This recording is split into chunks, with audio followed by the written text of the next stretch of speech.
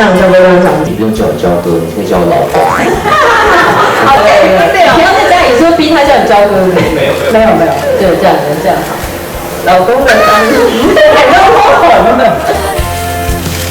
好，右手边下方，我要跟大家5月10号会在我们现在这个位置哦，台北社会创新师。来右边。好，右手边下方。我刚好像还没习惯叫焦哥叫老公，可是私下平常都还没这样习惯。私下是啦。没有，因为我平常因为我跟朋友聚会的时候，我通常跟他们讲到他的时候，我都还是会讲说，哦，焦哥就说什么什么什么，我已经很习惯了，所以有时候在跟别人就是第三方讲到他的时候，我都习惯叫焦哥。我会觉得老公这个词很像很私下的词，所以我就说，哎，我老公，我不知道，还是有点害羞。好吧，谢谢耿如。这样是不是很奇怪？我说谢谢耿如，是不是很奇怪？谢谢焦哥。对呀、很奇怪。他不喜欢太太这两个字。我不喜欢太太。刚刚他在上面也是先。我在受访的时候讲太太，他不高兴。我就立刻抬头。然后他访完之后，我就跟他说：“你以后可不可以就是说老婆或者什么比较年轻一点？你说太太就好像年龄又增了一等。”我就说有差吗？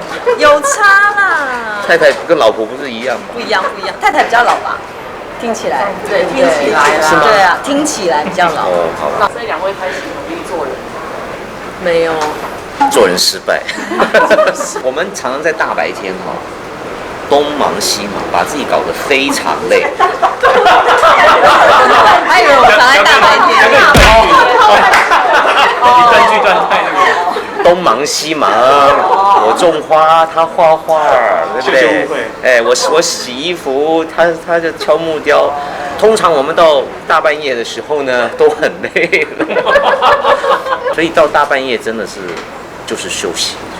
那会不会白天工作的时候会传简讯给另外一半，说：“哎，老公，今天晚上回家做功课。”一般人是会这样子的哦。他的意思是说，你们2个要做那个事情的时候有什么安排？